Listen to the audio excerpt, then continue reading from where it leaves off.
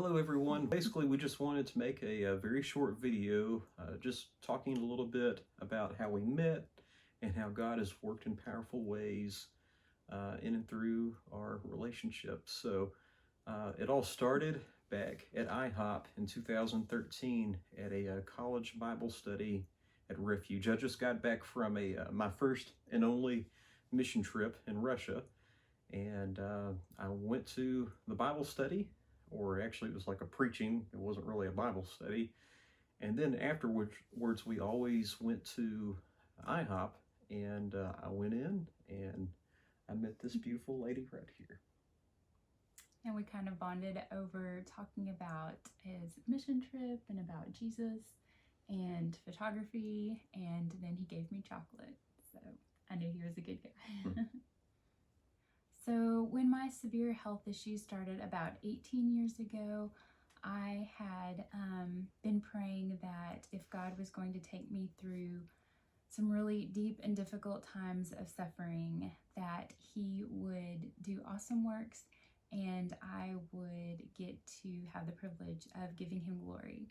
So one of the ways that he has worked awesomely in my life, and since we've started dating, was several years back when I was unable to take in enough nutrition for to keep my body going.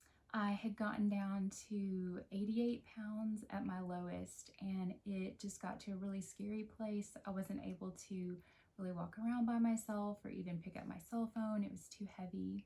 And we thought that I might not make it. After a while, we found out that it was partially due to gastroparesis.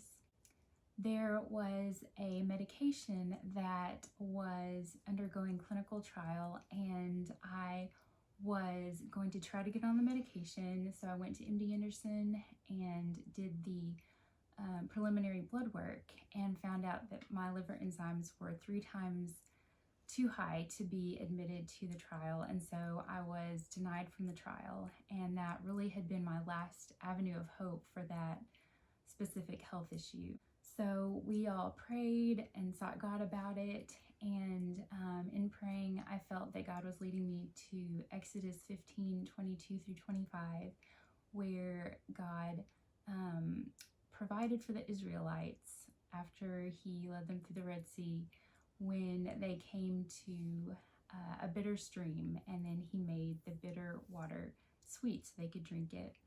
God had taken them to a closed door, and then he opened it and brought provision. And so I felt that that is what he was saying that he was going to do with me. He had taken me to a closed door, and that he himself was going to open it.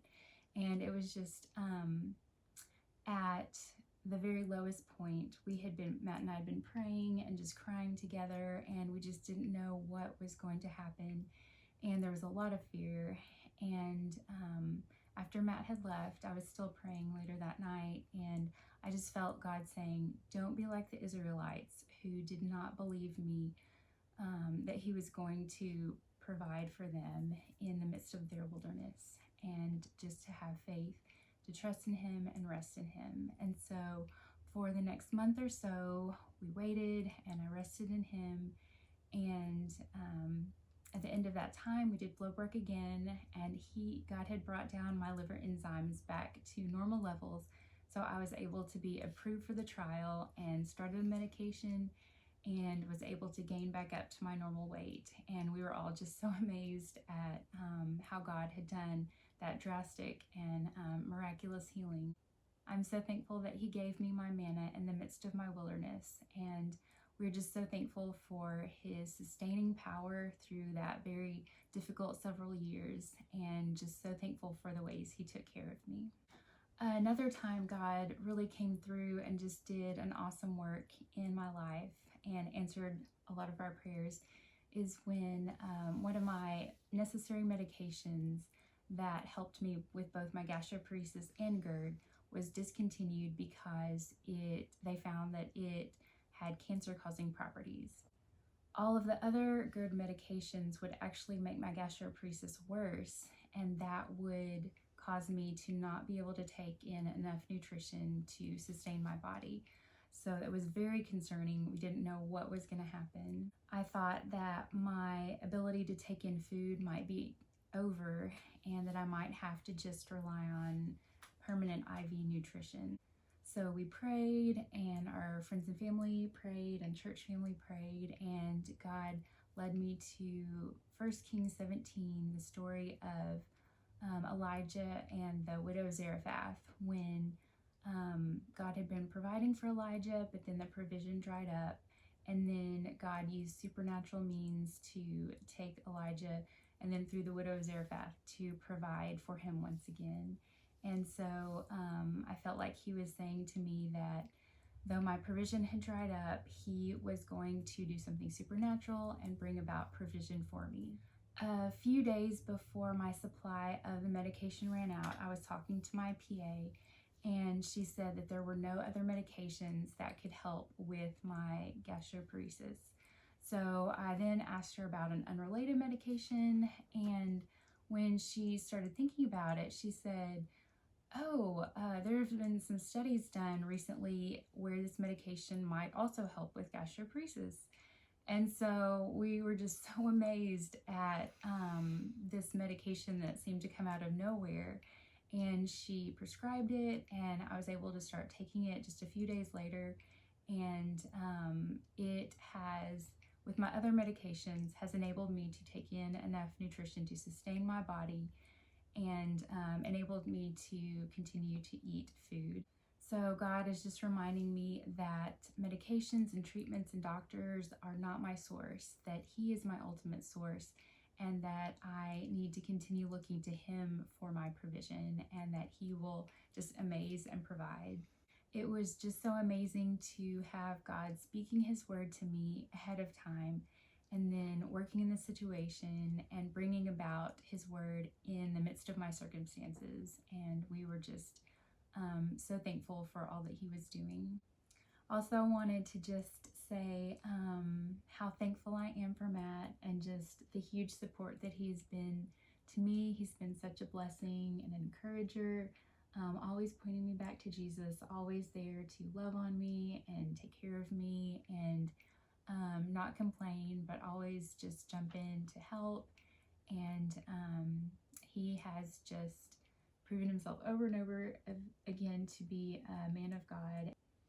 One way God worked powerfully within our story is actually a 7-year story when God got me through Dallas Theological Seminary. I was working at the Lufkin Dream Center at the time. I was also finishing up my time at SFA working on my criminal justice degree, and so I actually began in the fall of 2014 at Dallas Theological Seminary, and within that first semester I had to quit. I simply wasn't making enough money to sustain myself at that school, and so I had to withdraw. And so there was about a 3.5-year period where I wasn't going to seminary, but I really just used that time wisely to just read the Bible like a madman. The Bible Project was coming out. I was digging into all sorts of books. And so even though I wasn't going to seminary, I kind of was still continuing my seminary education on my own for a 3.5-year period. And so in the summer of 2017, I got a job with Inheritance Ministries, which got me into the prison working as a volunteer. And they actually provided enough money where I could actually go to seminary again. And so I was accepted. I got back in, and during that time, the chaplain who was at the prison, the Diboll Correctional Center, he actually retired for good. And so it was March 2018, I became the chaplain of the prison where I work now. And so I got to finish up seminary. And one of the things that, I don't know if I ever actually said this out loud, but, once I got through seminary, I would marry this beautiful, godly lady that God provided me. And just one of the many things that God has taught me through Melinda is that God's power really is manifested in weakness. And it isn't in our intellectual abilities. It isn't in our physical strength. God promises to use the weak and, well, Paul says, the foolish things of this world, what the world sees as small, as insignificant, he promises um, to use in a powerful way. And so that's something that God has taught me so well, Melinda, and it's a pleasure to be in a relationship with her. So those are just a few of the many, many ways that God has been working in our 8 years that we have been dating. And we just wanted to share that with you. And we want to thank you for praising God along with us.